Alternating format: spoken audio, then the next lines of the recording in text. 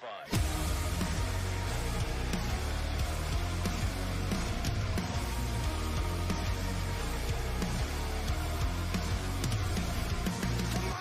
are living under your bed, cause they are the voices in your head.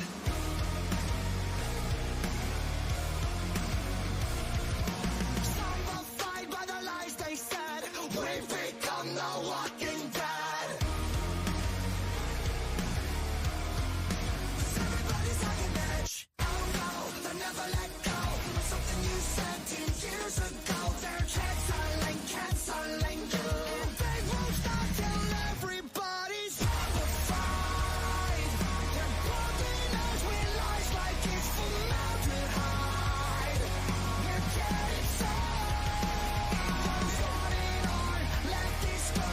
When it stops, we'll never know. We're hypnotized, and they won't stop till you're zombified.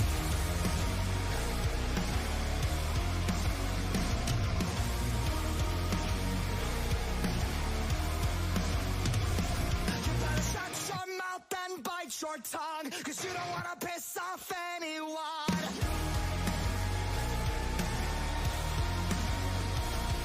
You're traumatized by the damage done. Welcome to America.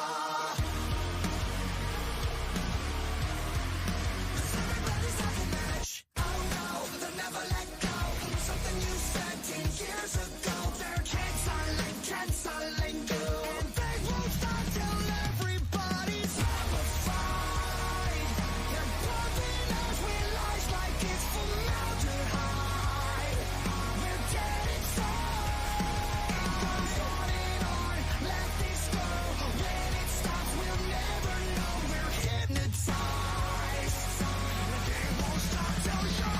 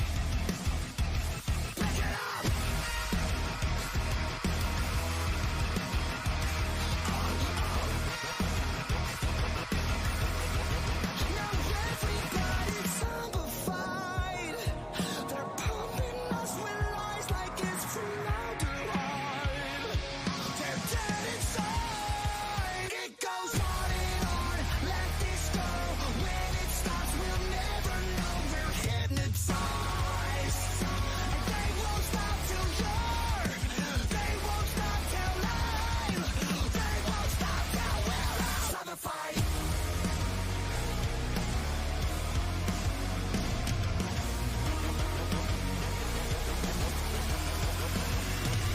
Zombified.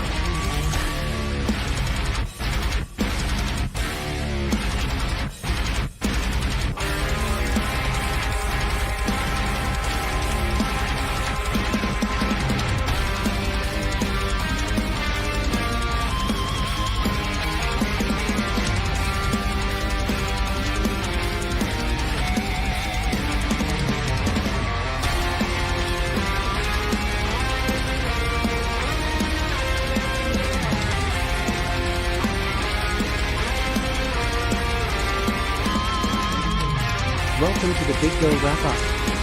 Hosted by your boy, BiggOh, Hologram, and Midmosmart and the rest of the Bebe family. Grab your beverages and your snacks. And like BiggOh says, if you got it, spark it. Yo, what's good, everybody? Welcome to another episode of the BiggOh Wrap Up. I am your boy, BiggOh. This is episode 19.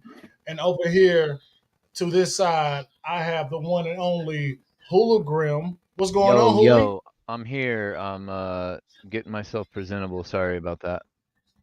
That's all good. Take your time, bro. And right down here, we have the bro from the Mo, but we all know him as the Mid Most Smart. What's going on, Jeremy, man? How you doing today? Shit, bro. Tired as fuck. Being a parent has taken its toll. And Whooping that ass? to say the very least. While I've got the mic for a second, I just want to quickly say I made some comments last stream, and I thought they were funny at the time, and they weren't. And I just wanted to publicly apologize for my for anything I said, that if it hurt anybody or because it was just stupid. So either way, let's just let that be that and move on. What an asshole. Yeah. Sounds good, man. Shout out to How dare you everybody say that, anything insensitive? Yeah, how dare. How dare you? Shame. But man, appreciate you guys for being here, man. Appreciate everybody in the chat for being here. We see Matt is up here in the building. Of course, Patrick Palmer is up in here. The OG Terminator, he's up in here. I'm pretty sure everybody's grabbing their beverages and their snacks, and they're going to be on in here with us. Unless they're watching Jay. I don't know if she's in here. Sorry to cut you off, Otis, but I may have somebody on my side from my friends group watching. So if she's watching, shout out to Natasha all the way from Switzerland. Yeah, shout out, Natasha. Right on. Well, shout out to you, Natasha. Hopefully you hit that like and a subscribe, just like the rest of everybody that's here. Hope you guys also hit that like and subscribe. Press that bell for all notifications, and comment. Join in on the conversation because we definitely have a lot to talk about here today. A few things that we're gonna. It's a lot of WWE. It is some AEW, and it's a little sprinkle of MLW and TNA also involved in that too. Ooh. Oh, you're such a mark. There she is right there. What's up, Natasha? Hello, Natasha from Switzerland. Appreciate you could be here. Hopefully you do hit that like and that subscribe button. Yeah, I'm not fucking around. I'm trying to take this shit global, yo. Yeah, let's do it. Yeah, let's do it. We're trying to bring it like what Mercedes is trying to do with her wrestling. Yeah, global. Yeah, except for we're better on the mic. Oh, I mean that is a fair statement. I'm not gonna lie.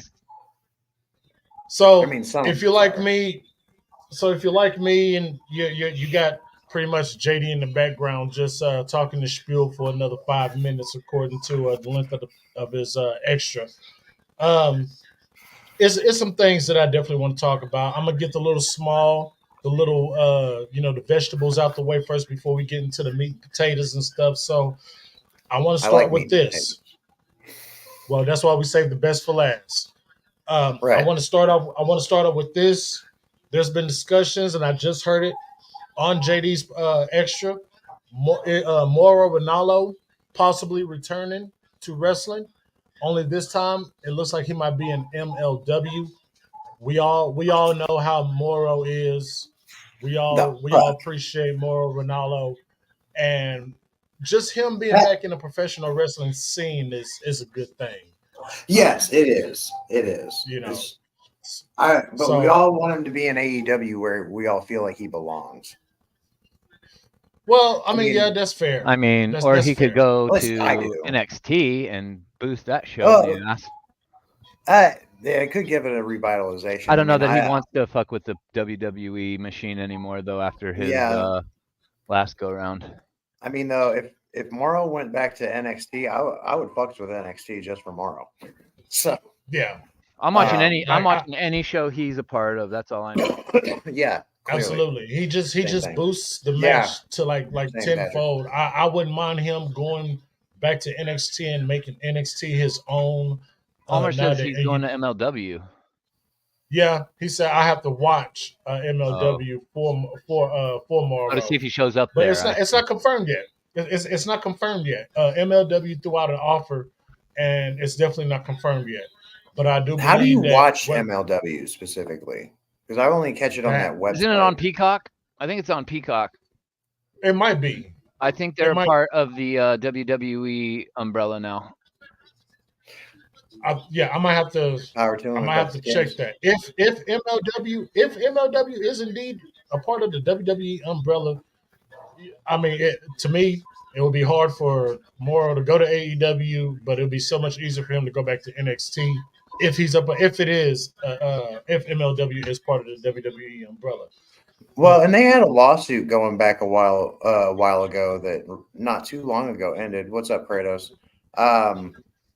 Yeah, they had a lawsuit with WWE that recently concluded, but I don't know if they're under the umbrella certain ways. I could understand how like certain talent would feed the machine coming from MLW. So I mean that may have everything to do with what we're about to see come WrestleMania. Oh yeah, absolutely.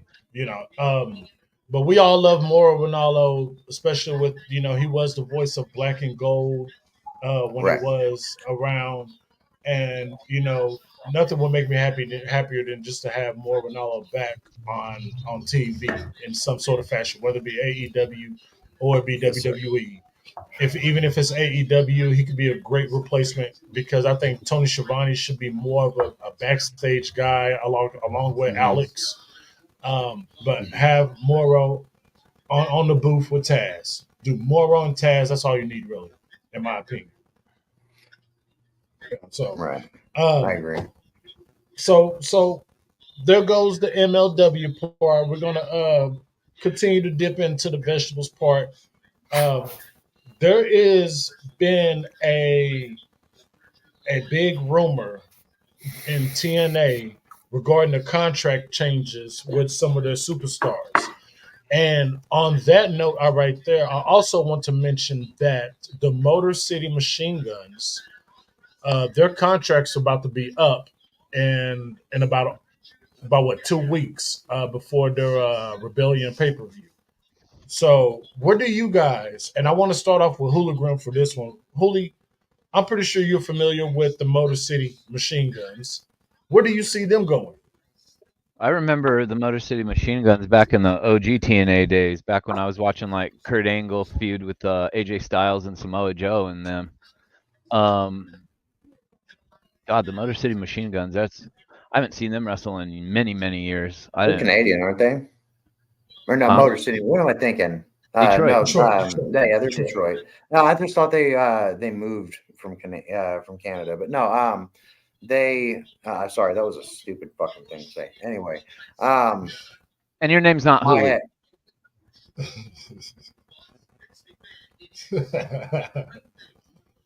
But I can see the Motor City Machine Guns. I can see them in AEW.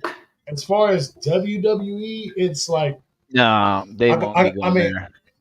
I understand that they need tag teams, but WWE, it'd have to be some sort of. They'd have to get some sort of contract that would be specifically catered to whatever their. I don't know what their personal family home schedule is, stuff like that. I don't see them. I think that Alex Shelley, who's the other one? Chris Sabin. Oh, Chris Sabin. Yeah. I think Alex Shelley could have been in NXT at any point back in the Black and Gold days, when we had like Sami Callihan and other. I think for like 2 episodes, we even had the other guy from Beer Money. What's his name? James Storm. James Storm. I remember seeing him on a couple episodes of NXT, and then he disappeared. And I don't know why I don't know what was up with that, but I feel like if they wanted to be in WWE, they would have been, or they would be, and unless they can get some contract to their liking, which WWE is not probably going to cater to them over. I don't see them being in WWE at all. They got more of a chance in like AEW for sure, in my opinion. Oh yeah. I definitely can see that. I want to read this little post right here. So, and this came from Fightful Sean Rice Sapp, and it says, and I quote verbatim: "We're told that TNA's offers of late have been categorically different than what many were expecting, especially after some of the talent meetings held in recent months. They've heard some talent have been offered per date dates by TNA instead of full time deals like had been in place. It is possible these deals are only offered to some talent and not widespread. The Motor City Machine Guns were previously announced as signing new TNA deals on March 23rd, which could be the deadline date for when their deals are up. So with TNA given different given different roster members like different type of contracts as far as like day to day and stuff like that instead of these long term deals, is TNA in trouble? Well, I mean, a lot of this is stemming from Scott D'Amore leaving the company, and Oh, whenever that that's why they're happened, leaving, huh? yeah, whenever they were saying Yeah. they put out some kind of news release or press release saying that talent will, or at least company wide, that talent will be given the option to renegotiate and or terminate their deals uh, based on how they feel about their situation. Um, where yeah, I think this is really strictly stemming from that, and Like you know, Are they it, in it, it TNA? yeah, currently Yeah. they're yeah, Okay. probably Okay. working their way out. and with The everything, and we talked about this before. We talked about this a few times before on this show and on Rob's show as well. At the same time, it's like we already know at least two or three people that we literally can see piecing out and going to the E. Mhm. You know, like we talked about Jordan Grace, we talked about Moose. Uh, it's a few people that we talked about. So I absolutely do see with the day to day. But how do you do that if you are Jordan Grace and you are the Knockouts Women Champion? How would you do that day to day type ordeal? Man, that's hard depending on what all they had in place. And I mean, there's certain talent that TNA cannot afford to let go. Because that Yeah, will completely fuck up their fan base. It'll fuck up the storyline premise that they've got going right now. I mean, it'll fuck up a lot. I mean, there's based on different talent that was given that deal. I'm wondering who all specifically and what percentage of the roster has that option, because I mean that that roster is their bottom line. If they give uh, over half of their roster grounds or reason to walk, they're going to do it. yep, And I don't know. I see this as completely based on Scott D'Amore, and like I say, it's hard to say who will specifically, but I mean Jordan Grace. I know she was a Scott D'Amore guy. Moose, um, the Motor City Machine Guns. I'm assuming were very much Scott D'Amore guys too. yeah. Um, so Decay. Decay, Rosemary, uh, was it Even Eric Even Masha Slamovich, who I'm gonna talk about later. She Love? was a Scott Yeah. Demore person too. Like Mhm. half of the TNA roster were Scott Demore, people that trust and believe in Scott Demore. Now, Mhm. I want us to think about this for a little hot second. We've seen Jordan Grace, we've seen Mickey James return with the Rumble appearances and stuff like that. We've seen a few TNA superstars here and there show up in WWE. At this point, it wouldn't surprise me if Scott Demore is given a nice, comfortable role in WWE just in order to bring in Jordan Grace and Moose and Decay. For heaven's sakes, Abyss is part of Triple H's team in WWE. It would So be it would be an interesting way to kind of, I don't want to say counter program, but do kind of what the same uh, what AEW is doing with a lot of the New Japan talent, and right, even with Mercedes and whoever else decides they want to come in from the indies, I mean, it's really no different. But I mean, the fact that WWE may be willing to play nicely with other companies, it's seeming that way. It's actually kind of nice, kind of remarkable. It does. Oh yeah. And that's very much a possibility. I think Scott D'Amore would be an asset regardless of where he went.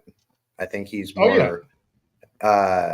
His booking style caters more to. He's more of a tweener, to be honest. I wouldn't. I would have been happy if he was able to buy. Yeah, I would have been happy. I would have been happy if he was able to buy TNA and actually completely revamp it in his image and how he saw fit. And like say, it's always that tweener, that big stage showmanship kind of promotion, but they also really one of their big focal points is on the wrestling. So I do enjoy TNA, but it's just not necessarily completely watchable to me in that sense. So I mean, it's still a viable product, but I think that I think Scott D'Amore, if where he's running it, he falls into that umbrella that's really between where WWE and AEW are. And at this point, it's hard to say because WWE and AEW both are at the extremes end of are at their extreme ends of either spectrum. So extreme ends, the title of your next WWE PLE. No, I'm just joking. But yeah, all these superstars in TNA, majority of them, if not 40, I'll say at least 50% of them are actually absolutely Scott D'Amore guys and gals and stuff like that. And I could definitely see them, going to other companies because of Scott D'Amore, which we did talk about a month ago.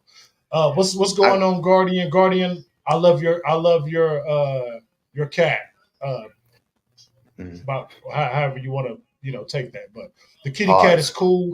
The videos and stuff, he can ring the bell and stuff. That's a cool ass cat. That is a cool ass cat.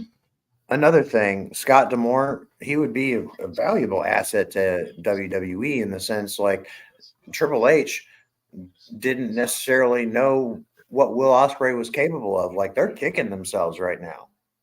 They are kicking themselves. You know it. And so Scott D'Amore coming in, like he obviously is familiar with Ospreay, what JP was kind of saying. Scott D'Amore knows his shit. He brought Will Ospreay in and was pushing to get a deal done with Ospreay. Anthem didn't want to spend. He knows what's up. And so absolutely. Like where Scott went to WWE, Ospreay might have had a better likelihood of getting a better deal with Finn. But I mean, obviously his wrestling style is more suited for AEW, but we're all just finding out that the motherfucker can talk. Yeah. Like if you guys watched his promos, you all are just finding out.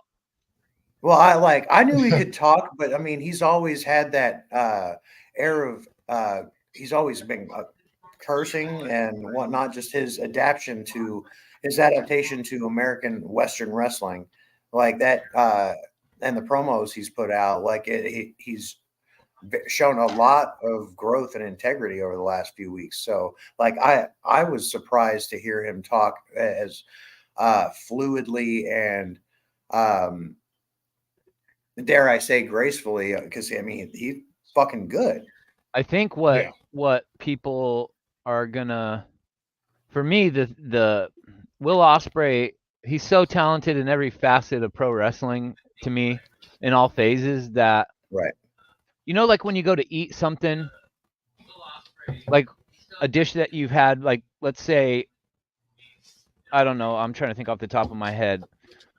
Like when you're cooking burgers at home, you kind of just tend to make burgers at home the same way usually, right? You never really try to like veer too far away from the basic what you're used to. Throw a little bit. Sometimes you go to a restaurant and you get a burger. You'll get some bougie ass burger that has like stuff on it that you don't normally make at home, right?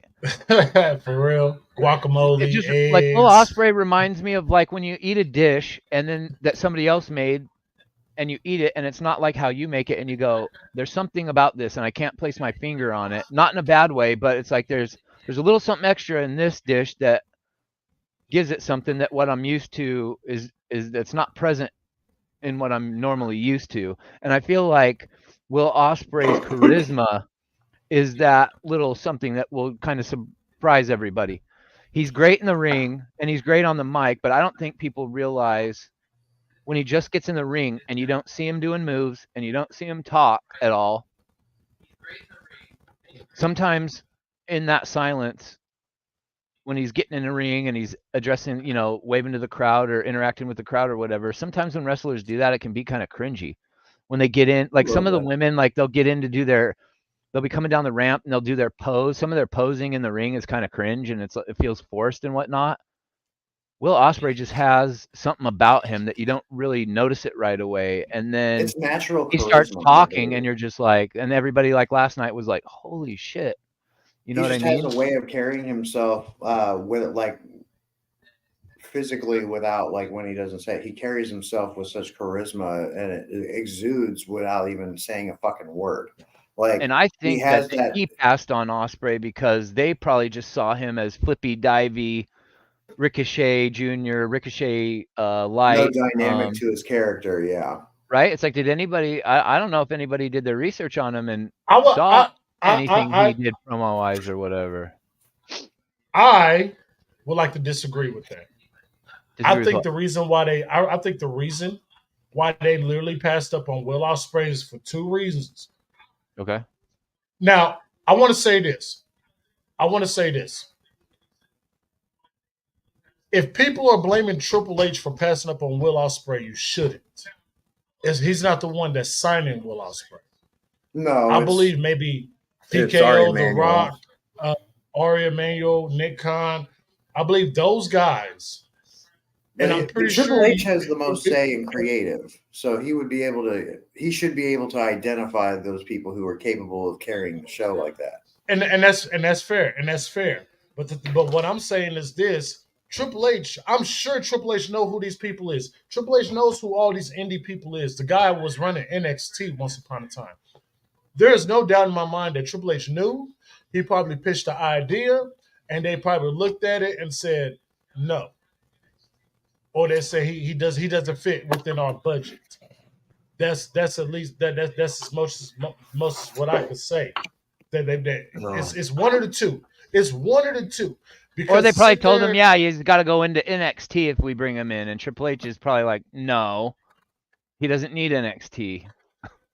No, could have been. I don't know. I don't know. And yes, and that's fair too. That's also fair.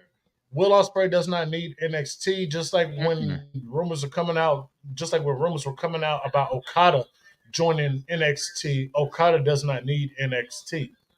Mm-hmm. But I think the whole thing got blown out of proportion because they're literally going out there just putting feelers out and seeing what they can get in various different places. And I mean, TK, bless his heart, knows who the fuck he's talking to when they come knocking at his door. So and it's so much simpler for somebody like Tony Khan to sign the dotted line for a superstar versus Triple H. Like I mentioned earlier, and since we are talking about this, because I got one more little piece of outside of the two industry information I want to talk about. But since we're already talking about this, I'm gonna go ahead and jump into this conversation about Triple H not signing free agents, and we talked about Monet Okada, who is now the new current Continental Champion, and Will Ospreay. Cool. And I've always said that they're going to pull the trigger on it. And I've always said I knew they was going to do it last week, just based on what happened. I knew they were going to do it, but I wasn't entirely certain that they were going to do it this week. But maybe have a rematch at Dynasty for it. But yeah, and that's what we talked about on the phone yesterday when I was on my way to work. That's what we actually talked about over the phone. But I'm gonna go ahead and say it. I believe that Tony Khan, he can go out there and get whoever he wants because of the fact that I'm gonna bring up the blank check rule, because that's just what it is. And I do believe Triple H do trust his talent. Like, if we didn't have The Rock for WrestleMania, would this WrestleMania still be looking pretty good right now? No, not even close. No. In terms of you don't think interest, so? in terms of like people, because you've got now split down the middle. You've got people like me who are OG Attitude Era for Life people Mm-hmm. that have just been bored into subcomatose brainwave levels over the last 10 years with WWE. So when somebody comes in from our generation, oh yeah, it brings some life at least into my body when it comes time for viewership. Now you've got all the new generation kids that are like, hold up, old guy, you can't just come in here and take over. And so there's that side that are tuning in to make sure, that Rock gets what they hope is coming to him. So everybody's invested on one side of the fence or the other. If you take the Rock out of the equation and we're just still on like year 12 of the bloodline and Roman Reigns and this whole shit, Year nobody 12. whatever. Year I don't 12. even know how many years it's been going. It's just been every time I turn on the TV, I'm just so used. It's going to be so weird to see somebody else with the belt coming out headlining shows, not Roman Reigns, because this has been going on for so long. And I'm not Yeah. necessarily It's gonna be like a breath a of fresh huge Roman air. Reigns fan. I'm a fan of like the whole angle and storyline or whatever, but Roman Reigns himself, I wouldn't put him in my top 10, you know what I mean? But it's going to be Right. so weird to see the change. And I think without The Rock, I don't think anybody is given a rip, especially with what AEW has been doing the last few weeks. Nobody would be given a rip about what's happening in 2 weeks at WrestleMania. Yeah. Like it's been a while AEW. since. Well, Go ahead, bro. Well, I've said this before. For me and Julie, at the very least, I am certain that this goes without saying. But obviously, this is one of the most invested that either of us probably have been in WWE in about 10 years, and at least for me. And it's nice at this point because we have two good promotions that are actually putting on fairly decent work right now. But yes, in the respect that a lot of this shit would be very much different for WWE if the Rock weren't around. That's completely true. I think that he brings such a he's bringing back those OGs that would otherwise not really be paying attention to the contemporary nature of the business, or at least in that promotion. It just kind of sucked us right back in because he harkens with our emotions, like him being around harkens back to a better time. And no, so I'm very much happy that Rock is back, and it would be very much. I'd be remiss if he wasn't around already, because I mean the whole bloodline storyline it is inevitable for Roman to eventually encounter and overtake The Rock and continue on with his legacy building journey. And talent has been so hindered promo wise. Sorry, Otis, I'll let you go. Go ahead. Finish up. Just quickly, I was going to say promo wise, having somebody like The Rock back doing what he's doing on Twitter, we got used to in the Attitude Era lines getting blurred and them being more risque and showing and saying a lot more adult oriented content than we get in the last 12 years. So these promos and stuff don't really, it's very seldom that a guy will cut a promo these days in this generation that'll be like, oh, that was a dope promo. So then The Rock comes back and he's totally in full on Attitude Era mode and going even farther on Twitter. Yeah, it sucked me right back in. It's like, dude, if WWE would just move back to TV 14, I think they'd see a huge change in terms Well, of. Let me make a comment on that. If they were to move back to TV 14, here's the thing. Right now, with the dynamic of everything going on with The Rock and everybody's handcuffed by verbally handcuffed, pretty much. They can't really curse or be overly vulgar with the whole situation. Like bringing back TV 14, The Rock would get verbally eviscerated. You remember whenever Cena and whenever Rock came back and was due to face Cena for once in a lifetime, and like Cena lit him up. Yeah, he eviscerated him because for one, Cena has had more time like practicing on the mic and was very sharp at his skills.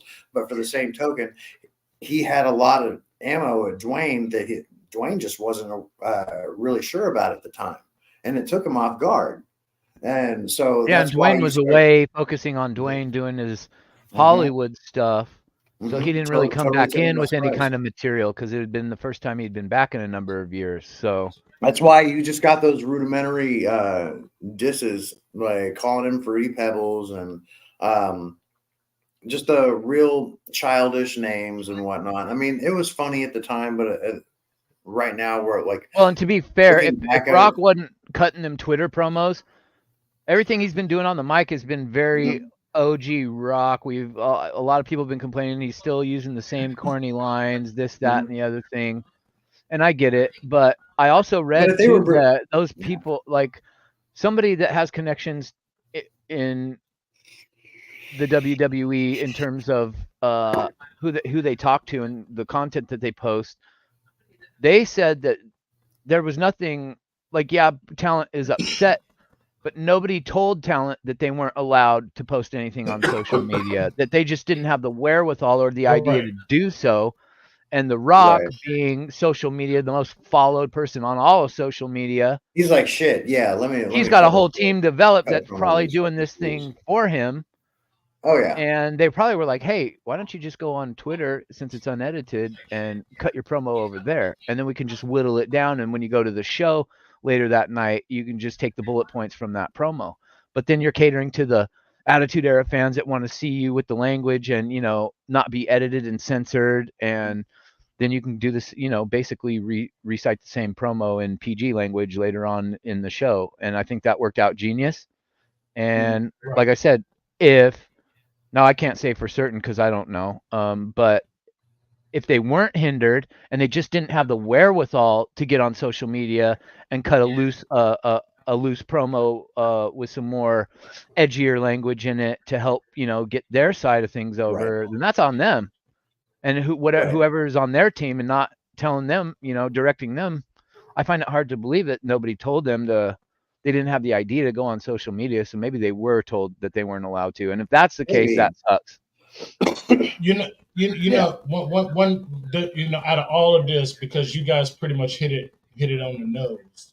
So that means I could save some of my voice. Haha. Appreciate you guys. But we talked about you guys mentioned all of that. Like you guys mentioned all of that. And the perfect example of what Hooli was just talking about. Did you guys see what Drew McIntyre did on social media? No. Do you guys see what AJ Styles did on social media? No. They are now using Twitter or any social media to cut their promos. AJ Styles did one on LA Night. Drew McIntyre did about 4 or 5. I saw Drew McIntyre like when he did the whole the burial scene with CM Punk's headstone and then turned it into a shirt. I saw that on today. Did you see the one today? Mm-mm. You didn't see Drew McIntyre cut a promo on CM Punk with "Cry Me a River" in the back. What, Justin Timberlake? Shit. Yes. Yeah. Ooh. Drew McIntyre cut a fire promo with him working out on CM Punk with "Cry Me a River" in the background. I think we're shifting towards, because if I remember correctly, Drew McIntyre was doing the CM Punk promos before The Rock was cutting his promos on Twitter. But now that they're doing it, yeah, I mean, Rock cuts a lot of stuff on Twitter. But in terms of the edgy language promos that he's been doing, I think we had the one from Drew first. And I think you're going to start to see a trend. Now the wrestlers are going to start to see, okay, so what can we get away with? They're going to find out what they can get away with on social media, and they're going to start cutting promos like crazy using Twitter. Good. That's a good way to keep the story going too. I love it. Well, here's the thing. If you guys remember, I don't know, I'm remembering back. DIY, you're going to say? No, not incredibly. It was several years, but there was a point when I guess wrestlers had started doing just this, is cutting promos on X or wherever their social media was, on Facebook, wherever. And they quickly got handcuffed, and Vince had immediately stopped that shit. This is a positive progression of change with the new administration. So I just wanted to point I do that remember out. something. Like they were trying to do this before, and it got you remember shut DIY down. doing those Glorious promos bombs? back in the day, the Glorious, where they were in the shitter, the men's shitter. I love it. And then like Ron Simmons comes out and he's like, "Damn." I love those. Or they go into the men's bathroom and they're looking around, they hear a noise, and they open the door and it's Bobby Roode sitting on the toilet, and it's glorious. Those. Yeah, bro. I'll still never forget whenever those were killer. Those were great, man. Those were perfect. I'll still never forget. Although it was funny as shit, I'll still never forget whenever they caught Dax and Cash. At the time, they're different names, but they were shaving each other's backs. Remember that shit? Yeah, that was on Raw. But that was on Raw. That was a Vince. That was Vince's. That was Vince. That was 100% Vince. Goofy booking. All right, let's make a U-turn real quick. I want to get this last little piece of outside of the business, I call it. It's possible we could see. And guys, listen, don't yell at me for this. I'm sorry. I got to report this because it's a possibility. But it is a possibility that we could get the Iconics back in WWE. I'm sorry. No, I'm sorry. Hold on. Because they were seen at the show in Australia, right? Yes. Elimination Chamber. And I thought, okay, there was speculation that they were going to have some small role be brought back for like a high Remember Us moment, something, and then they weren't. Yeah.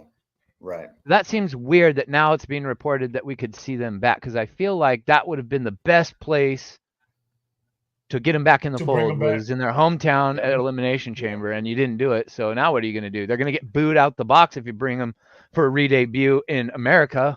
That's not going to go well. Right. Maybe they'll do it in Berlin when they go over there. I don't know. Probably. Keep him in NXT. Put him in NXT. Sean Spears is back. He's in NXT. Hell, put him with his wife and Billy Kay. That's not a horrible idea. But I hope they've gotten better as far as wrestling abilities and stuff. I know.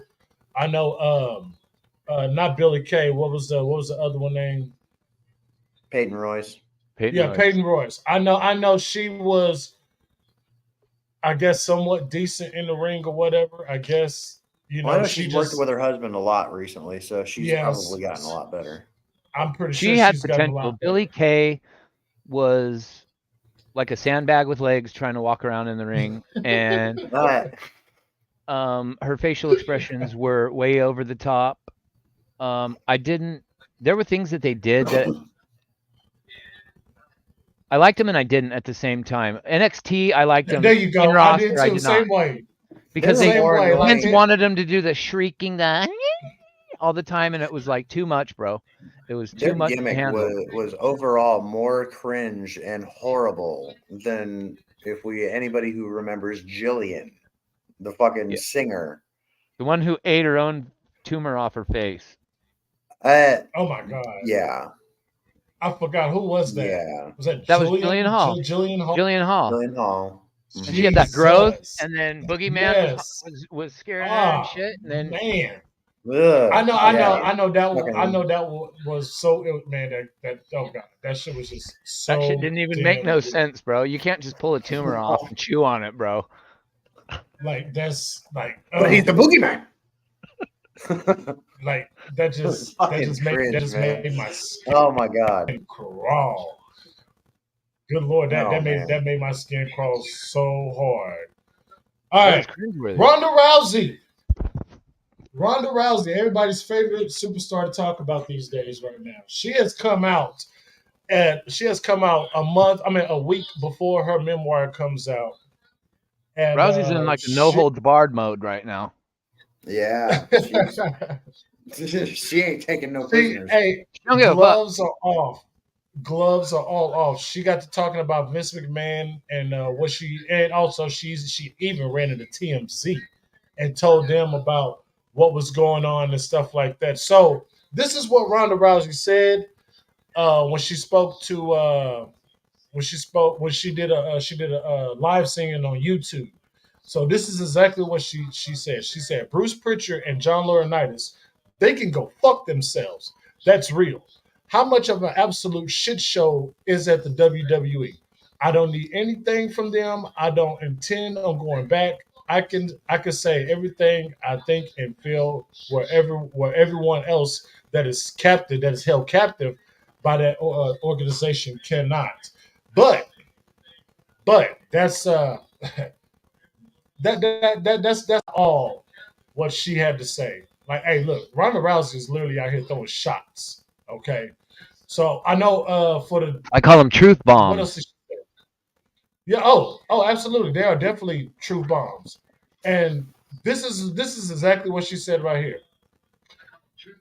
Patrick She Palmer. basically Oh, said God. WWE. So Go ahead, this is what Otis. she said. She said pay-per-views are held in major cities like New York, Los Angeles, and Philadelphia, as well as now twice a year in Saudi Arabia, a nation that restricts the rights of women in a way that I'm certain this man wishes he could. Ronda Rousey is just, y'all better get out the damn way because she's bowling everybody over. Well, Ronda All right. Rousey better be careful because she might find people. She might find like when she's driving, she might be looking in her rearview mirror and keep seeing the same car following her everywhere she goes. Back out the way, Hooli. Back out the way. What? The people, no, back out the way. The people behind you. So, The eye behind you. Oh yeah. Oh yeah. yeah. Those people. I'm like, back out the way. I'm like, what are you talking about, bro? I froze. I didn't know what to do. Those people right there. Those people. Yeah, them people. That's what I'm talking Those about. people right there. Yeah, and for her to just be like, fuck it, and I'm just gonna say what's on my mind is crazy. She gotta definitely be careful, man. Appreciate you, JP. You doing a good job, man. What's up, Little Montana, man? Glad you could join in. Make sure you hit that like, subscribe. Oh, hit that like. I know you subscribe, but hit that like.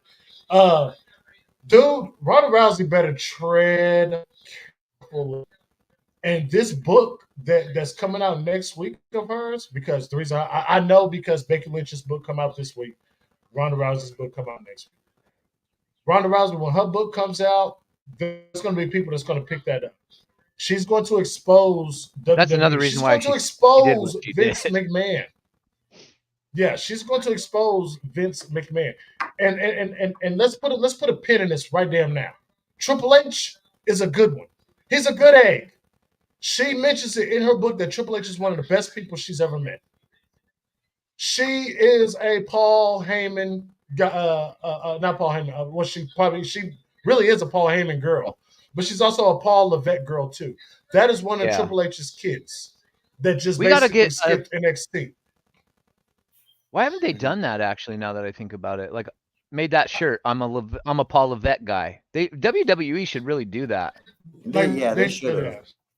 They definitely should have. They did it for Paul Heyman when he was in ECW and they brought it over to WWE. They definitely should do that for Triple H. A Paul Levesque guy or a Paul Levesque girl. Like Triple H takes care of his wrestlers. And we understand that the booking that Triple H does is not always good on a week-to-week basis when it comes to Raw and SmackDown. But Triple H, he just has so much respect for his wrestlers and his wrestlers return the damn favors, though. Anyways, she's also saying this kind of shit because she wants people to. She's trying to direct people towards the purchase of her new book that's coming out, which was smart on her part. But if there's more juicy shit in that book, like this is just a sentence out of. Like if there's a book, if her book is just full of juicy dirt on the WWE, look out. Mm-hmm. Yeah, and here's the thing. Otis and I were talking about. I don't know if this was what he was leading to, but all the shit that she supposedly knows. And let's look at the booking of Ronda Rousey from when she first showed up, the very first time. It was great. It was great. Now. It was great. It was great. Why? When she left, because came back, it was terrible. Mm-hmm.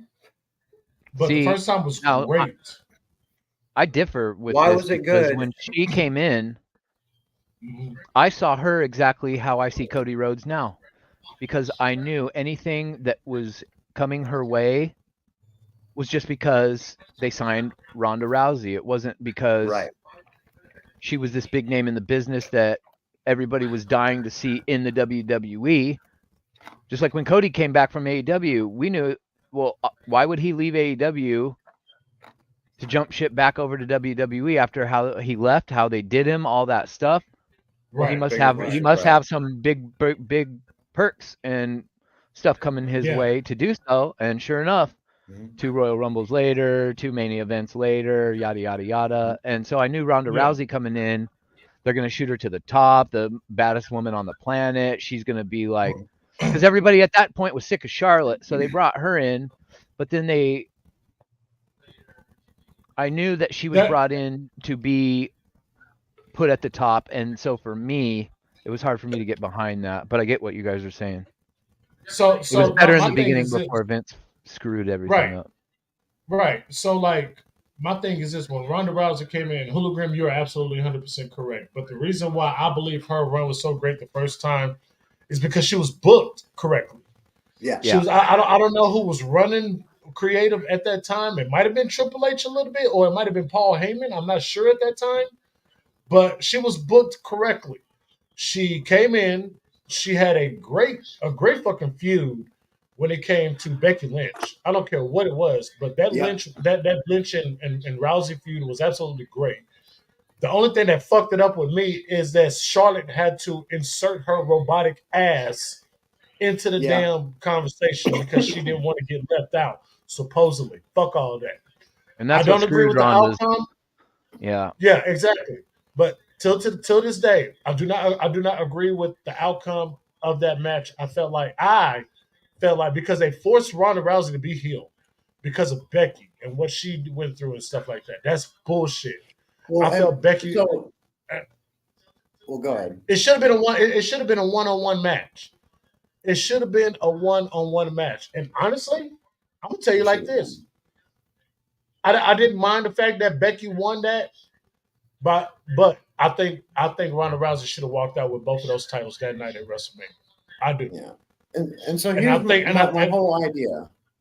My whole idea behind what I said, the booking. Let's recognize that it was one way when she first came in, and then she left, and then came back, and then it's totally different. There was a point. Like my question is, who did she turn down? Who did she turn down for whatever? Was she propositioned? Was she promised something if she did something sexually with somebody? Did a certain favor for somebody? Did a certain favor that changed somebody? Her. Like what was the reason for the drastic change in the way she was booked from her first run to her second? I'm going to piggyback off of that. Go ahead, Jamie. You can't help but wonder. Right. Yeah, you definitely can't help but wonder. But I want to ask, because look, I understand when her booking got bad, because there was, with all the stuff with Janelle Grant and these accusations are coming out. Hologram, you mentioned a few times that, hey, I wonder what type of stories did Ashley Massaro had. About how Ashley Massaro had. I wonder what type of stories she had. What type of stories did Caitlyn had when it came to Vince McMahon? How about this? What type of stories does Ronda Rousey have when it came to Vince McMahon?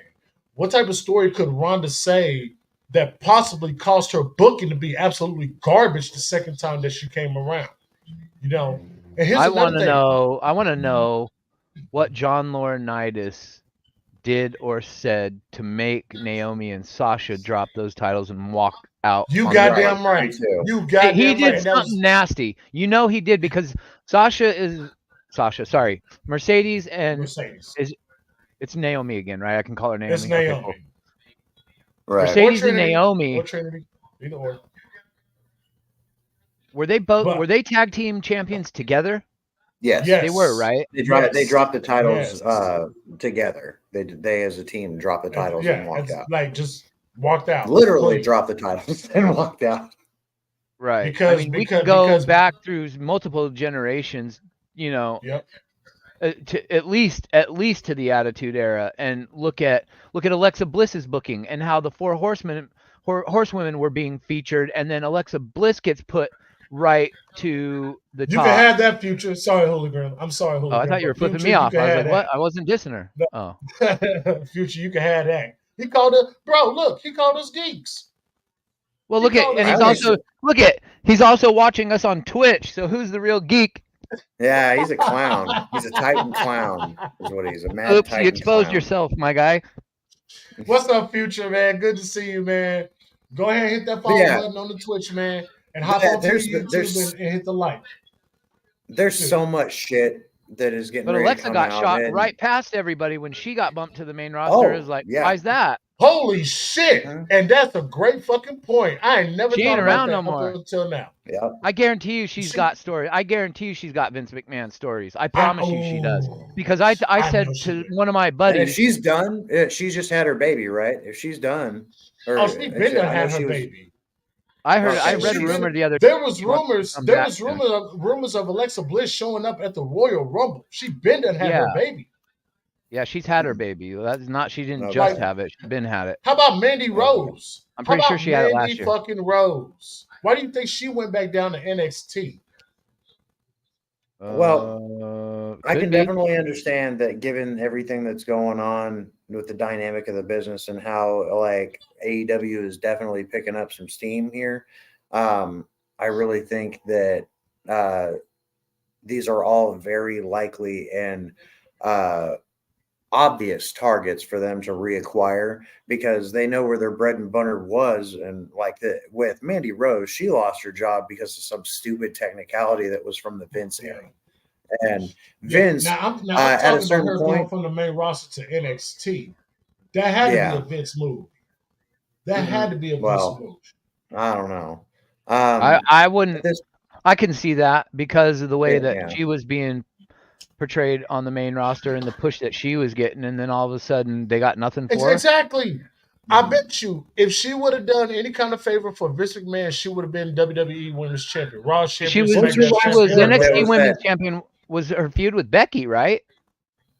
Was that her last feud before they put her back in NXT? Yeah. Yes. And Becky dropped it to Tiffany Stratton. Yes. And then because we know Shawn Michaels ain't gonna be like that. Shawn Michaels is like, I'm gonna put you to good use. I'm gonna put you to work. I'm gonna make you earn that championship, and that's what she did with Toxic Attraction. Hey, think about this real quick, guys. So Vince has been around this whole time. We've been wrestling fans, right? And if you think about what we know now that's come out, and we're talking about all these females that we noticed were getting pushed, disappeared, left the company, sent to NXT, yada yada yada. Now think about Tiffany Stratton and her position right now. Now she's coming in, right? Now maybe she's already on the main roster. Maybe some of that had to do with Vince and the old administration before they left. We don't really know. But for whatever reason, imagine if an Alexa Bliss or any one of these females who were really good. Yeah, I said Alexa Bliss is really good, chat. You heard that right. Fight me.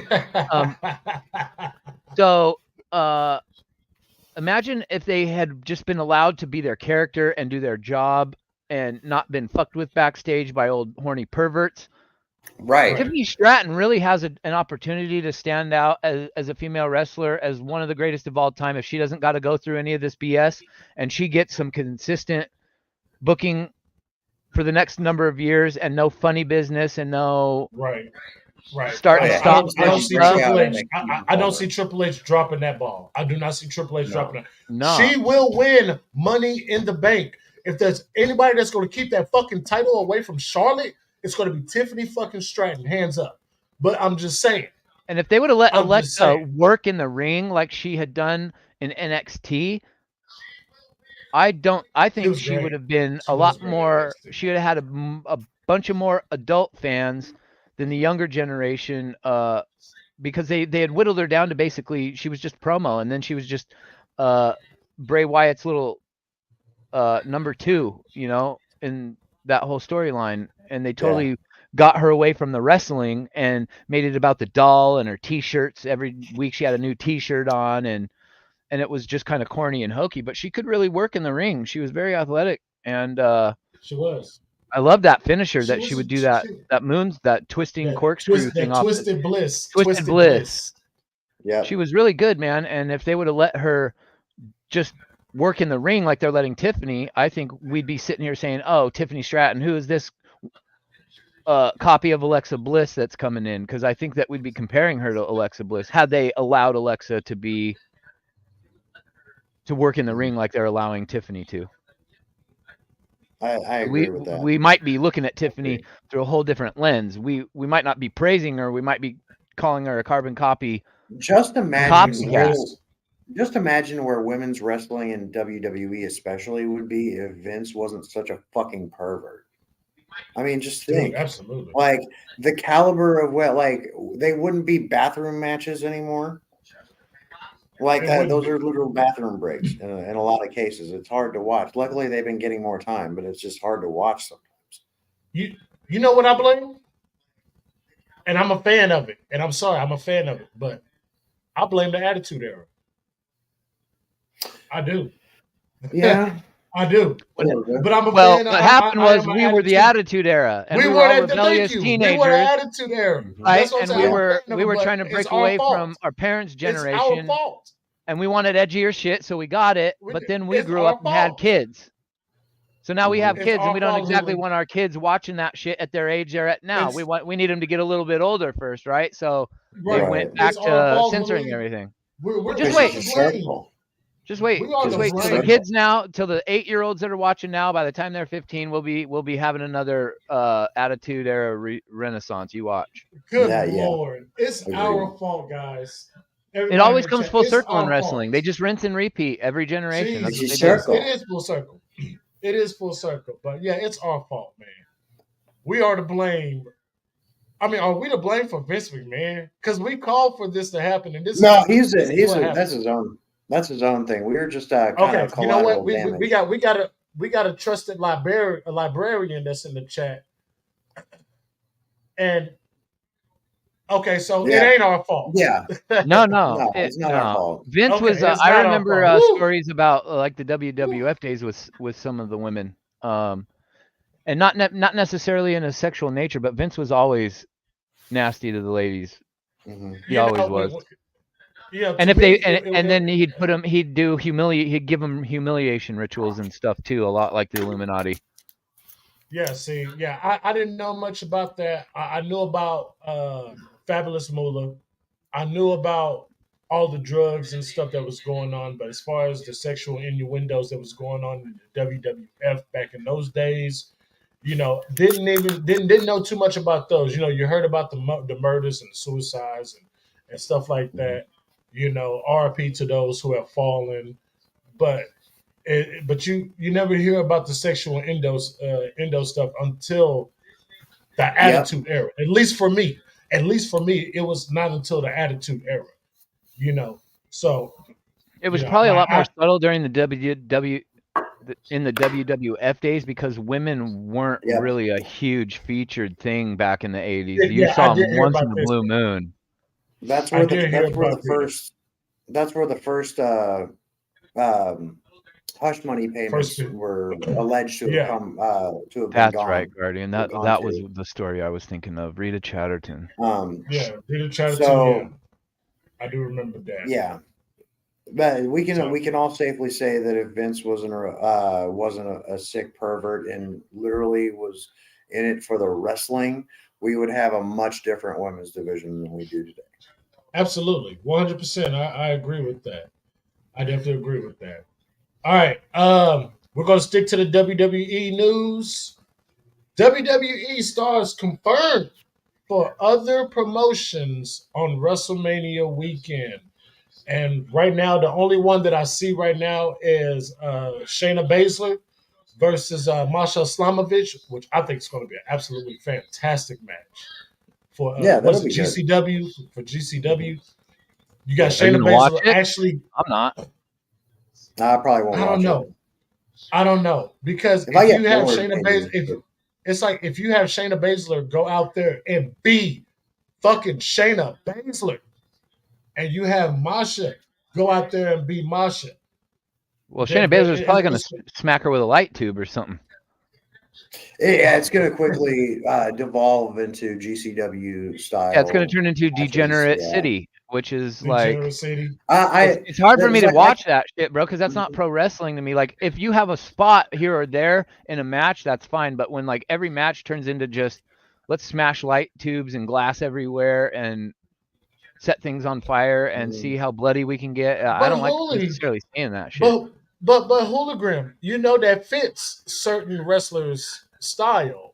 And Right. I'm talking about it's one thing. John Moxley, who's I was about to say it's different. That's where he comes from. He comes from GCW. He comes from GCW. Yeah. Joey fucking Janela. It's one thing, CZW and all of those things. It's one thing for Shayna Baszler to come over to another promotion that has a different style and motif about it. But it's something that we would completely expect from Moxley, and it's something that we welcome. Like I actually, if there's a Moxley match on GCW or an indie that's watchable, like I'll tune in just simply for Moxley. When he went to AEW and then he was doing the back and forth with Nick Gage on GCW, that was my first time tuning into GCW. It was because of Moxley. So there are people that will go watch that match because Shayna Baszler is going to be in it. I get that. Just not me. And here's the thing, JD. It was a couple years ago, but JD did a watch along. I think it was a watch along, or he was doing a review of a GCW show that happened to have gone to Hammerstein. Like they made a big deal about them going to old ECW stomping grounds, Hammerstein Ballroom, for one of their GCW shows. And JD was just like, this is a fucking mud show. Like there were a few notable names on the show because it was fairly well booked. If Cardona wins, we riot. Nick Gage was on that card. Fucking what is his name? Was it Fandango? I think Dirty Dango. I think he was on that card. I remember it was a decent card. Jeff Jarrett showed up there. Jeff Jarrett showed up, but just like Guardia said, it definitely was a lot of trash. I think the whole pizza cutter incident came on Dynamite. That was Dynamite. Then they got the fork and the skewers. No, that was AEW, right? When he did the skewers, but he got it from GCW. Yeah. So that's what that was. And it was crazy. Like sometimes some of the spots are optically satisfying to see, but I mean, ultimately, like that's why AEW doesn't inundate us with all of the. Well, I mean, they do whenever they want to do a hardcore match. They definitely do a fucking hardcore match. But, was it GCW that viral video of Joey Janela jumping off that rooftop of that warehouse and smashing that guy through the table? It might have been multiple tables, and I forget. It was the old owner of GCW. It was the guy in a white cutoff tee with a bald head, and I think he was wrestling Joey Janela. One of them, Janela climbed to the top of this warehouse, and they either both went off it or he went off it through a table, and glass shattered everywhere. And it was like, I've never seen nothing in wrestling like. Do you know what I'm talking about, Otis? Yeah, I don't think that was GCW. I think that was like CZW. Oh, CZW. It was CZW. Yeah. That's what that was. I get I think confused all the time for whatever reason because they're both. It's borderline the same. It definitely is. Borderline the same. Is the actual white trash, like where they're in like some field and there's like. It looks like they got random parts and made shift a wrestling ring out of random parts and stuff. I'll tell you what. Well, no, GTS wrestling, Grimm's Toy Show wrestling. You guys familiar with him? Like he actually has a really decent backyard promotion. They got James Ellsworth to show up there. Yeah, he had freaking what's the name from TNA show up there? What's his name? He just resigned with Rhett Titus has been on that show. MJF has been on that show. MJF pretty much almost got started on GTS wrestling. And let me just tell you, I forget what his name was, but LA Knight, Eli Drake. Before he was there. Eli Drake, he was in. What is that dude from TNA? And he had a dude that just signed from TNA. Oh, what is his name? He just signed with Max Holderstein or Max Holloway. Max Holloway is a UFC fighter. No, not him. It's the big swole dude. God, dog it. Vince Series. No, it wouldn't. Oh Lord, it wasn't him either, man. I cannot think of his name, but he was a free agent, and TNA signed him like a month ago. He's big, built like a tank. You know who that ref is? I think he recently wrestled for the world title. I believe, I'm not sure. but he was on there. He was actually on there too, because I remember I used to watch Grimm. You know, just but that's the every one thing I was going to give props to Grimm for. Shout out Grimm's Toy Show. He the does imposter hardcore Grimm. matches. Let's make that clear. Yeah. I used he to tag does him on Twitter, like I wanted to battle him for who's the real Grimm. Like you're not the real Grimm. No, shout out to him. Like say he has a very, very backyard style promotion that he runs. Very well, I might add, but it is nothing.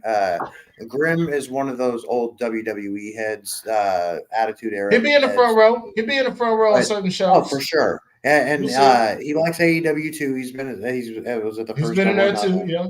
But all things considered, no, he has a different way of running his promotion in a way that is not a mud show. It isn't spot monkeys going through tables and glass and tacks and lighting themselves on fire every 5 seconds. Like it's not like that.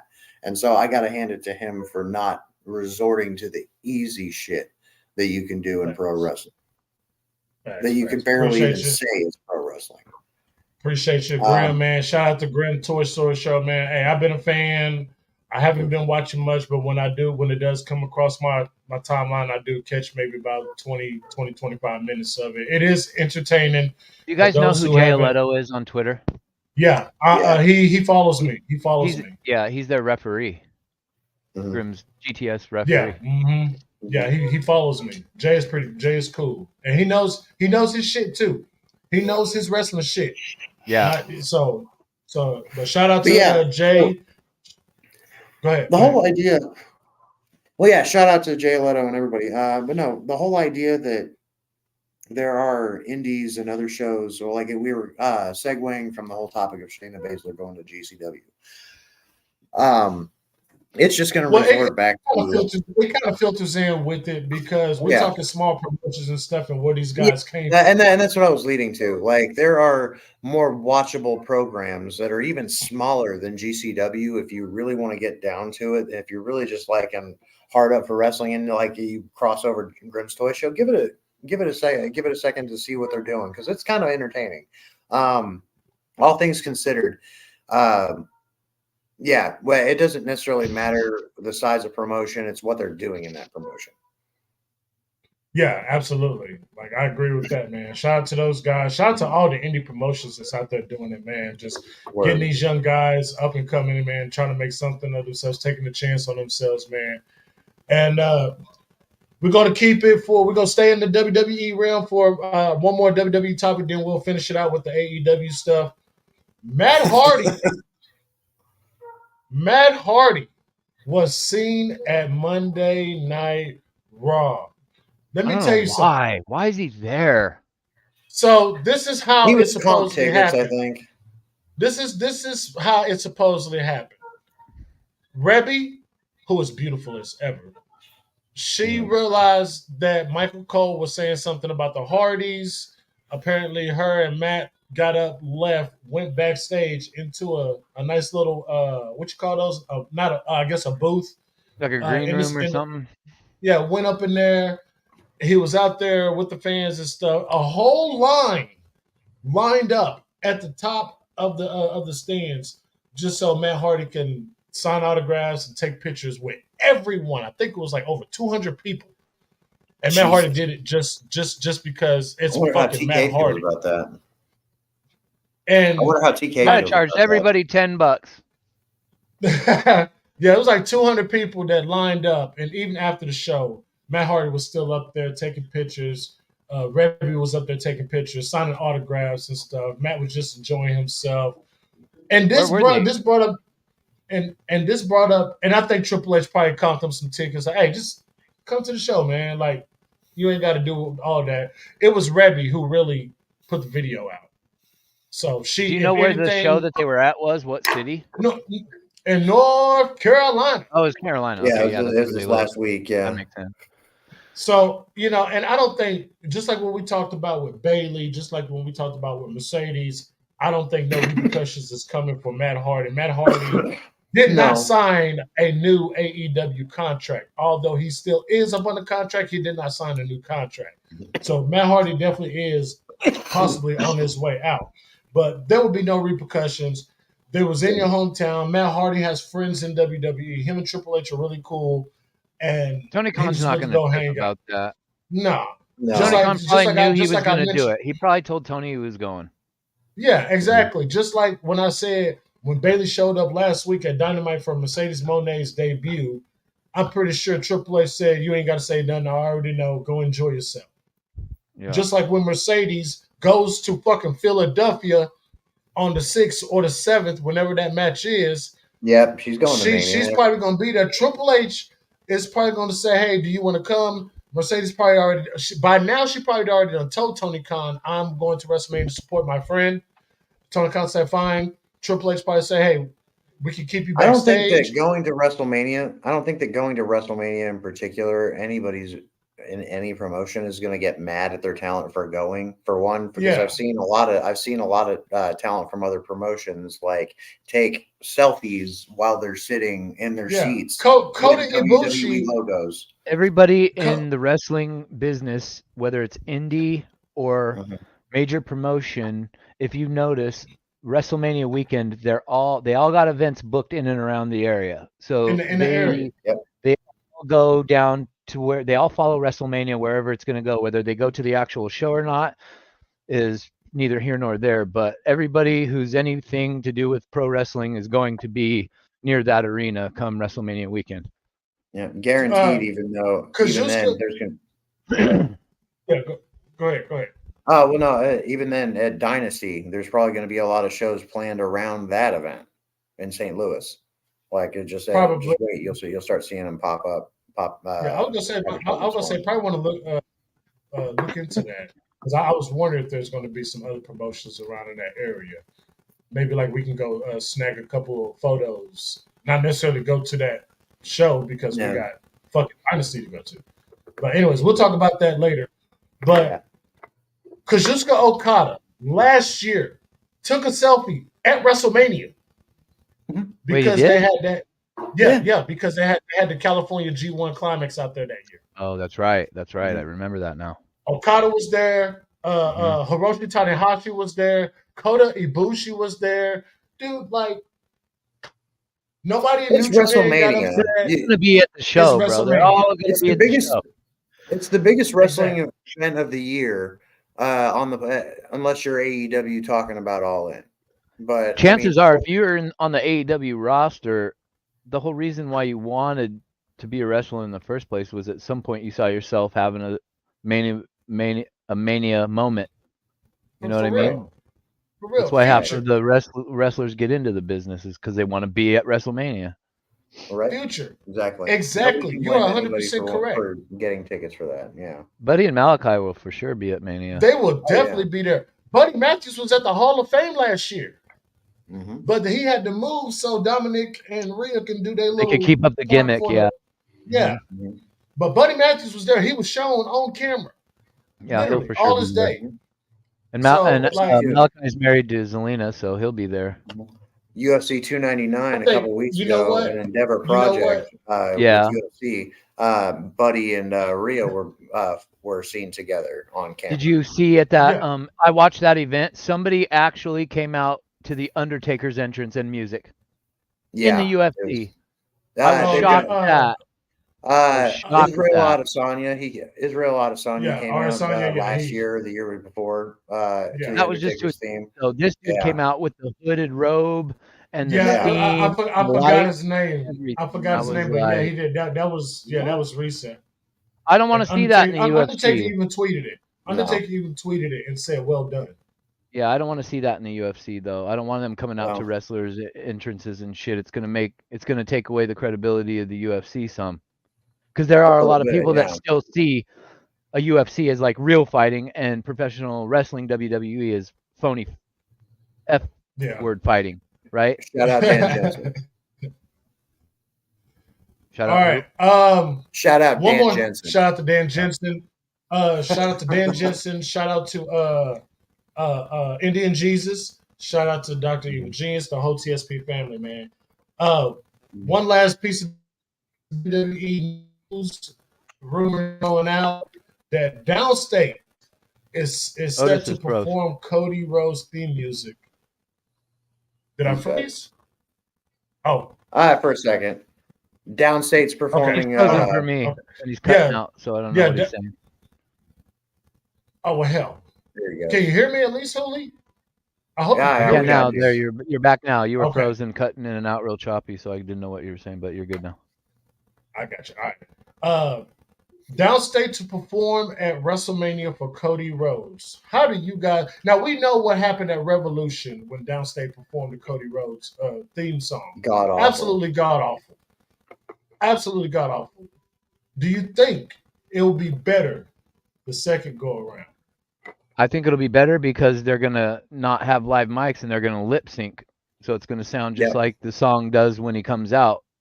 Exactly. Okay, and that'll be fair. It's just gonna have have the extra element. So they'll be like riffing on their guitars or doing whatever they're doing, so it'll look cool, but it won't really be them actually singing. I don't think. Hey, if they paid me, I'll go out there and do the theme song myself. Right. they got to pay me for that though. Shoot, nothing is free these days anymore. All right. Rob's on vacation. And now we're going to get into the meat and potatoes, which is our AEW news.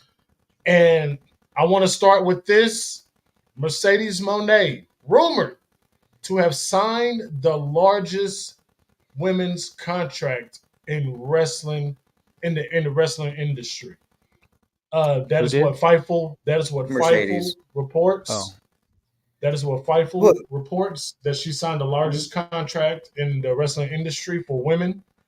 Minmo Smart, I'm going to start off with you. What do you think? How do you feel about this situation? Because there's a few things I definitely want to say, but I'm going to go ahead and give the screen to you and let you tell the people. Well, I mean, we all know what came out in WWE not too long ago with at the time when Charlotte signed her new contract with WWE. She was dubbed the highest paid woman in professional wrestling. And I mean, if this whole thing with that the report that Fightful put out, if Mercedes is now taking that, and it doesn't surprise me because she wanted that Charlotte money to begin with. TK, he's always been necessarily about his bottom line. Okay, what are your terms? Like, I know what you're capable of. He's a mark, so he knows what all these people are capable of before when they even start knocking on his door. Like I was saying earlier with Will Ospreay. So they come into his office or wherever he's at and say, "Wow, what can we do to work together?" And Tony's literally the type of guy to be like, "Okay, what do you want to do? What are your terms? What do you want? How much? What are we talking?" And then basically what WWE does is complete opposite. They see what you're capable of, and they literally will give you okay, this is what you bring to the table. They literally objective. They put objectives to, okay, this is what you bring to the table. This is what we would want you for this, and this is what we're going to pay you. They're not asking them specifically unless they are just such a marquee top talent in the business. Like I'm sure if they knew what Will Ospreay was capable of on a well-rounded basis, they would literally ask him. They probably ask him what he wanted, but they didn't. TK has a better mind. So it does not surprise me at all that Sasha was just like, I want that money that Charlotte got and maybe more. And TK was like, done. That's what it's going to take to get you here. That's what it's going to take to make my product that much better. Done.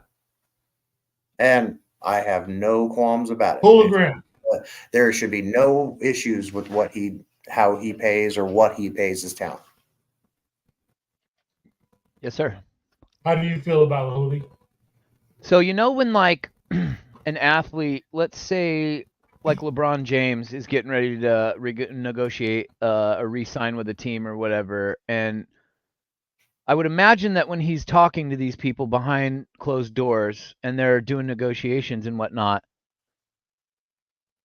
first of all, when she was Sasha Banks, when she was coming up for her at the end of her contract, I remember, I'm pretty sure it was JD, but don't quote me on that, but I remember for sure hearing that she was asking for Charlotte Becky type of money to stay in WWE, to re-sign.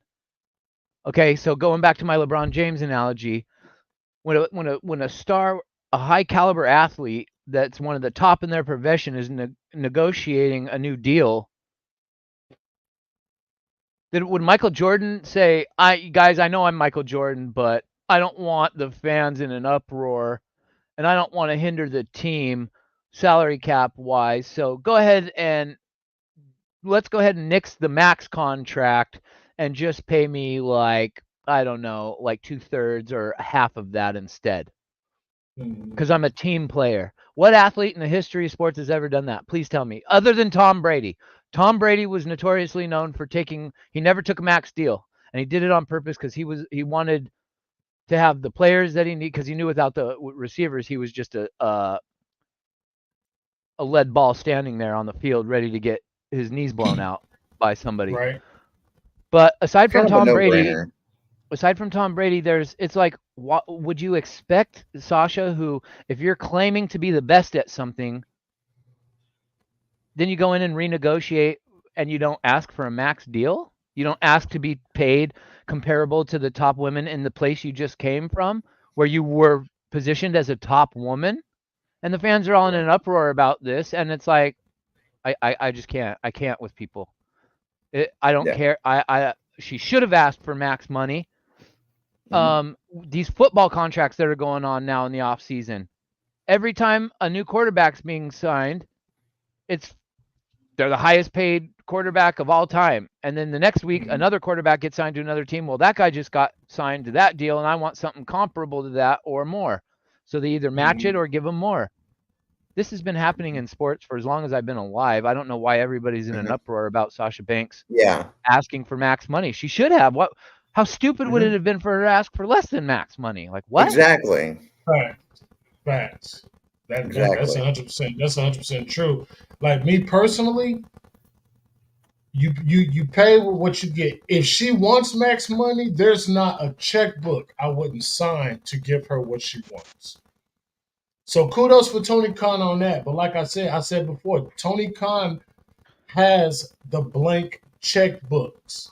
He's not tied to a limit like Triple H or Nick Khan. It's not Triple H's money, so he's not in charge. It's not of his amount. money. Exactly. Yeah. Tony Khan has his own checkbook. The Khan family and their net worth, if you include AEW and the Jacksonville Jaguars, it's like it's 20-something billion, if not a larger figure than that.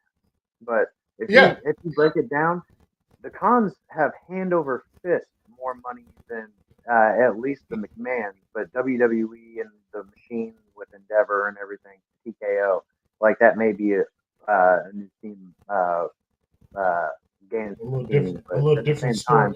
Like, well, think about this. Think about this, bro. He can literally just say, "What do you want?" But think about this. Underwater, nobody can understand you, bro. But think about this, Jeremy. I want you to think about this. Yes, hand over fist, the Khans, they have a lot of money. Hell, for heaven's sake, they own the Jacksonville Jaguars and the soccer team. They own Fulham FC. Now, there's no longer a McMahon in WWE. So if you say WWE and TKO and The Rock, bam.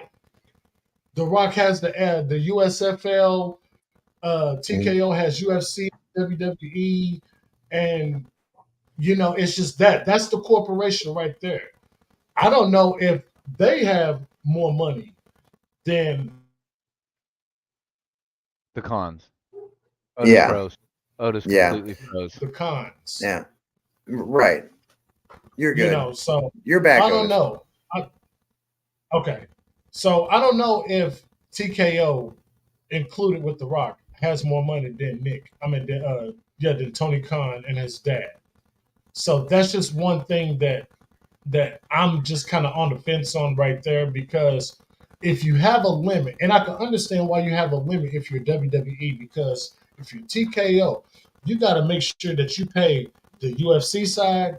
You got to make sure you pay the WWE Yeah, side. it's a split endeavor, honestly. Yeah, pun intended. I want to address Future and Guardian's comments and questions in the chat. AEW is, yes, it's a kind of a money losing enterprise. For one, you got to spend money to make money. But how long did WWE now? How long WWF at the time? How long were they stagnant? They were having attendance issues and money issues. Like they were hemorrhaging money trying to maintain and. But Vince has so many connections in the entertainment world, and they also got WWE Studios. They created a movie studio. They got all these things now. So they made themselves very self-sufficient. But I don't think AEW will be here in 10 years. I really don't. And that's the thing. I'm not entirely certain, but AEW could to make it to 15 years, they have to follow a formula they seem to have found very recently. Like there's just a way that the shows have flowed recently, a lot like how it originally started, like in year 1 and 2. But even then, those were hit and miss. Like say, these shows that they've been putting out are very, very well put together, and they flow a lot better. And especially like last night, that's another thing that I wanted to hit on. But they have to very much plan for the future in essence as well, to make it that long, for one. But being consistent with their story and their stories and their booking, and being able to hold on to talent and use them well. That's one of the things. Vince could write a whole encyclopedia on what he did, shady, like all the shady business deals he's done to people over the years to help keep WWE afloat. He screwed companies and people left and right when WWE is floundering, when they're bleeding and hemorrhaging money, and then all of a sudden they're back and this and that. So you're gonna if you're gonna own a pro wrestling company, unless your plan is to go completely broke, right. Which I don't believe the cons will allow themselves to do for AEW. I don't see Tony being the type of guy that's gonna have a shady business deals and screw his business partners over like time and again. So that would be why I would say more towards probably not here in 10 years. So I want to state this real quick. I want to state this real quick, and we got one more topic before we get out of here. Listen, I asked this last week when Mercedes Moné debuted last week. Let's give it a couple of weeks, and we're going to see what the views are. What were the views for her debut last week? About the same, right? Yeah. 800,000? I think it was like 799 or something. Same thing. It was something like that. And it's the same thing, and basically as it was last night. Right now, she's not a needle mover. We're leading up into Dynasty. Nobody is going to be a needle mover that's not named CM Punk. No, that was, and even then, I think a lot of people are starting to see what CM Punk. But it also, we got to change the way we look about what we consider to be moving the needle. It's not TV ratings anymore. It hasn't been for a long time. Mm-hmm. Live streaming is. Why do you think all these cable companies are now got streaming apps? Because they realize nobody's sat at home watching TV anymore. People are out and about doing shit, and now they've got devices in their pockets so they can consume the shows that they would normally have to stay indoors and not be doing shit outside, so that they could stay and watch their TV shows. Now they can be consuming the content while they're living their life. So enough with all this TV ratings bullshit. Like 800K is where AEW is going to sit for the rest of this year, no matter who they lose or who they got coming in, because it ain't about they're happy about it watching TV anymore. You got and they're happy about it. That's a good point. Everybody's looking for clicks, views, follows, likes, subscriptions.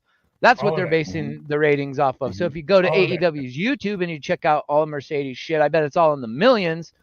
There's your TV ratings. Yeah. Exactly. And Dynamite, like say, they've been consistent. They haven't really, they've done a little bit of growth, but it really is just in the influx with the new talent that's come in. But overall, yeah, what Huli was saying, they're going to stay at roughly between 750 and 850K for that whole in that demographic for the rest of the year. It shows that they have a consistent base. Like it's not necessarily saying that they're dying, but it's the idea that yes, it's not necessarily going to have to all be based on the TV ratings because people stream shit so much, and that's why TK is trying to move to streaming itself. Because he knows he's got this. He knows everybody. He knows nobody wants to sit at home on a fucking Friday night to watch half-assed wrestling show. It's not even the main show. So if your main show Dynamite was on Friday, you'd probably get more people sitting at home going, "Do I want to go out tonight?" But Dynamite's on. Like I don't want to miss it. Like you'd probably get higher. You'd probably get better viewership than Rampage is getting on a Friday night. But likely people just, especially the young demographic. We're coming into spring. We're out of winter now. People want to be living their life. Nobody wants to be sat like a doofus at home by themselves watching pro wrestling alone. No offense to anybody that does that, because I do that. So I'm including myself in that put down. I didn't mean necessarily to put anybody down. I was just saying like people are living their life and doing shit. So hey, I got my phone. I'll just tune in real quick or catch the YouTube clip, and that's where all the ratings are going. So nobody they bring in, not an Okada, they could bring it. You could resurrect the Macho Man Randy Savage, and he'd probably pop a 1.2 on his re-debut, and then it'd go back down to 800 every week after that. And here's the look at CM Punk.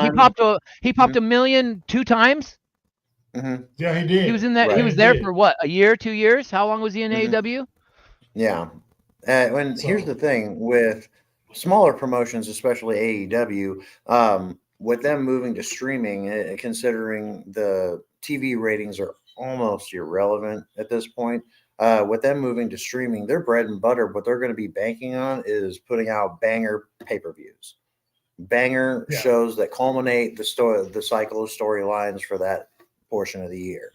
And I think that if you want to consider where they seem to be moving and what they've been putting out that already counts towards all of that, their pay-per-views, I think that with them putting out solid, top-notch shows like they have been will only translate better through the years and will help continue their viability. But they they just have to know what people want to see.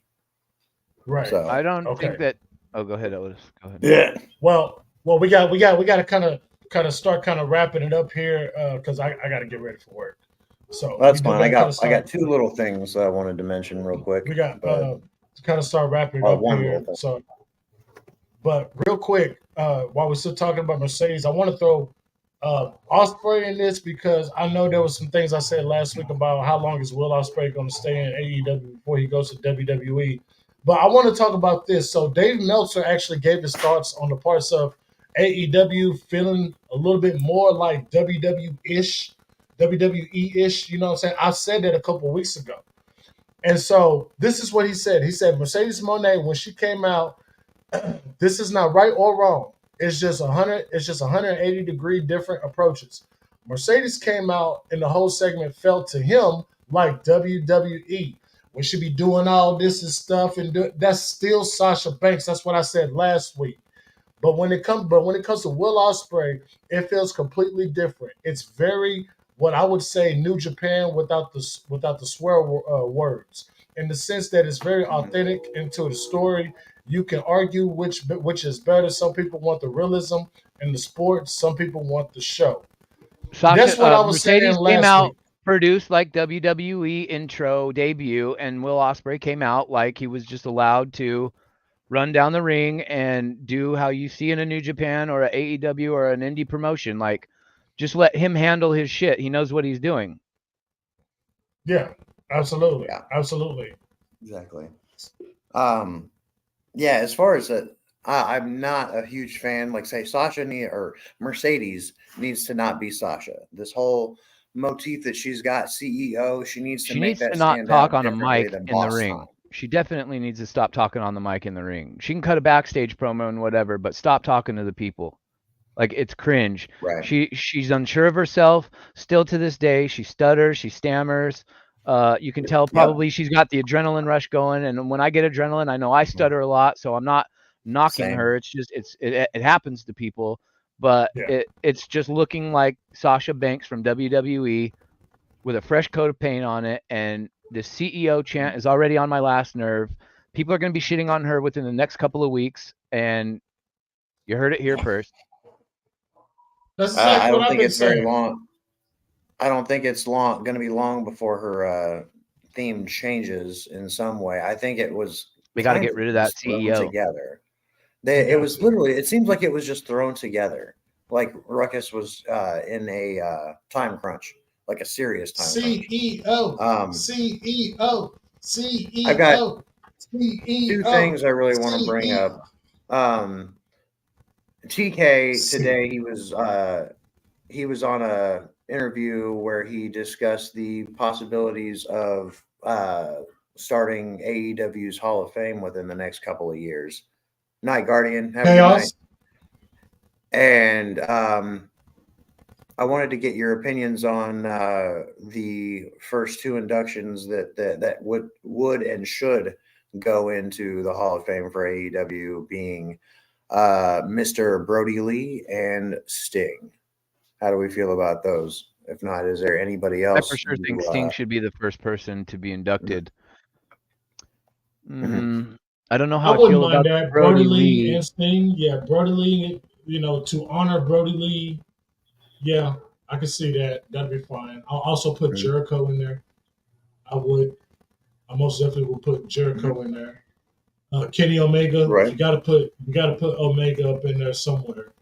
Well, there's a certain point when You have to put Cody Rhodes in there. wrestlers, Yeah, eventually, you would have to swallow your pride and put Cody in there. If you got to put Kenny Omega in AEW, Cody Rhodes did more to help get that company started than Kenny Omega did, so you got to put him in there. But Cody and the Bucks. And here's the thing: I never really agreed with them putting active, participating either wrestlers or personalities. That's why I was kind of right. That's why I was like surprised when they announced that Paul Heyman, even considering he's still an active personality on WWE programming, that they are wanting to induct him.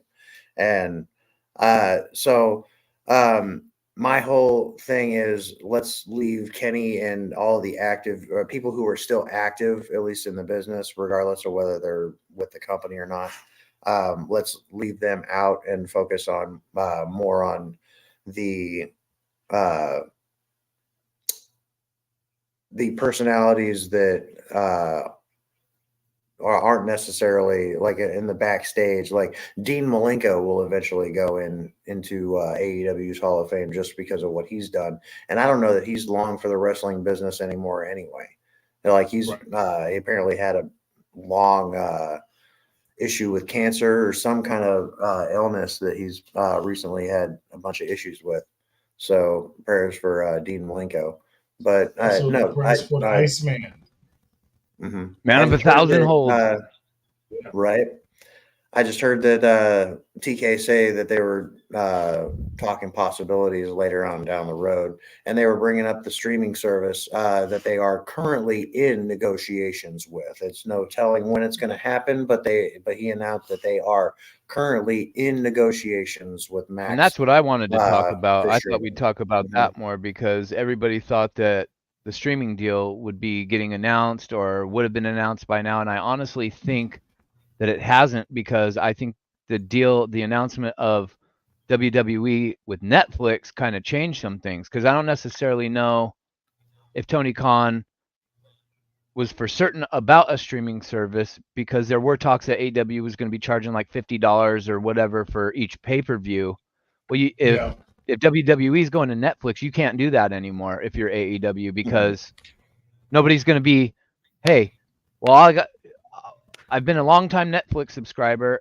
Well, now WWE is costing me. Now I'm a WWE fan. Now I got to pay more for my Netflix subscription. So that's going to go. It's already $24 a month. Who knows what it's going to go up to? Maybe 30 when WWE shows up. So what are you going to do? Pay $50 for every AEW pay-per-view on top of that? No, because if you're getting all the WWE pay-per-views included with the streaming, Tony Khan's doing himself a disservice if he thinks that he's going to have some pay-per-view model still going. He's got to do streaming now. Yep. He's got to do streaming, and maybe he's exploring his options of like, who do I go with, or this, that, and the other. Oh yeah, thing. he's already said that there's too many pay-per-views. He's already said that Max would. He's already said that Max was his platform of choice. But all things considered, yeah, what he's done implementing all these new pay-per-views throughout the year. What are we at 9, 10? Them implementing all the new pay-per-views throughout the year is definitely a way for them to contend with WWE in the streaming realm. I mean, it makes every bit of sense. And I'm like, nobody is going to be mad about extra content. It's just a matter of how much is it costing us and hitting our wallet in return. Right. And with them moving to streaming, it's a big concern, especially for anybody who already has Netflix. Obviously, what's it going to go up to now? Right. But yeah, I'm the way he was making it sound was like, say, the deal with Turner Discovery or Warner Discovery is going to be up at the end of the year, and they basically are kind of. It seems like what TK was saying is that this is more of a permanent solution to a temporary problem. Right. Because I mean, with that, obviously, the whole dynamic of the television now is moving to streaming, so it makes more sense that way. And he seemed very optimistic in the interview, talking about it. And so, with him saying that they are in negotiations currently, it's only a matter of time at this point. We've been waiting for a while, and we thought the announcement was gonna come, but. I mean, here we are now. Like, it's actually going to be a thing. Just waiting on when. Yeah, when the time comes, I'm sure that everybody's going to be excited when Tony Khan finally announces the TV deal. Guys, that's all I got for you guys today. I have to get. I got one more thing. Work. You got 10 more things. Hell nah. Go ahead, bro. What else you got? Oh no, it was really just the whole Jack Perry thing. On TNT we'll save that. We'll save that. We'll save that because now I'm really suppressed for time. We'll save that. We'll save that. Well, no, JD and Drew were talking about it, so it got me thinking. So. Okay, well, we'll touch on that on the next show. We're also going to go back on the AEW streaming deal and possibly where that could also go. I want to thank everybody from Twitter or X that is watching, everybody on YouTube that's watching, everybody on Twitch that's watching. I appreciate you guys. Thank you, Natasha, for being here. Shout out, Natasha. I appreciate you for hitting that subscribe button and the like button. If you guys want to support the channel, it is scrolling down at the bottom, but it's not necessary. Only thing that I care for is just you hit that thumbs up and get me into that algorithm. We are definitely less than 150 away from that elusive 1K. Let's make sure that we do get there. Make sure you go follow the bro from the Mo. I am currently in the process of helping him create his intro. So he's got something very soon coming out. Make sure you go subscribe to him. Also support the Bebe nephew. Hook him up with some new bottles, a pacifier, a new blankie, or some new diapers. Or how about a nice little fit for the Bebe nephew? Also, tomorrow, Rob is going live tomorrow for Friday Night SmackDown. Roman and Cody meet face to face. Make sure you go follow Rob on YouTube. Also, support the funny man, the hoodie man. Maybe he'll get another hoodie instead of a black. Maybe he'll say something funny. Who knows? Yeah. Maybe he'll start cracking jokes. I doubtful. It's doubtful, but we'll see. Appreciate my bros, Hooligan for being here on the show, and the bro from the Mo, the mid-most smart Jeremy for being here, man. Y'all know who it is. It is your boy, Big O. This is the Big O wrap-up. And hope you guys have a great day. I got to go to work and try to make some more money. Big O! So have a good night, y'all. Whatever you guys got going on, man, make sure you guys do it safely. Stay safe out there. Remember, tell somebody you love them. Always be inspirational. Always stay positive. Never let the negative get to you, man. Stay up there, man, because it's going to work out. But until then, we up out of here. Deuces. Ooses.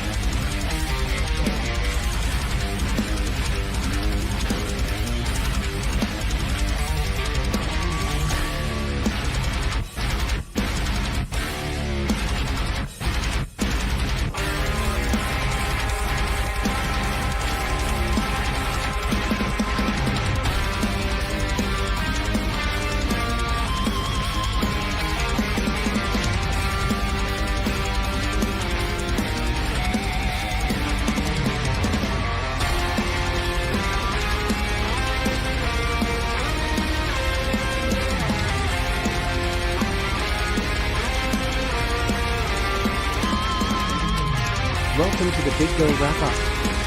Hosted by your boy, BiggOh, Hooligan, and Mid-Most Mark and the rest of the Bay family.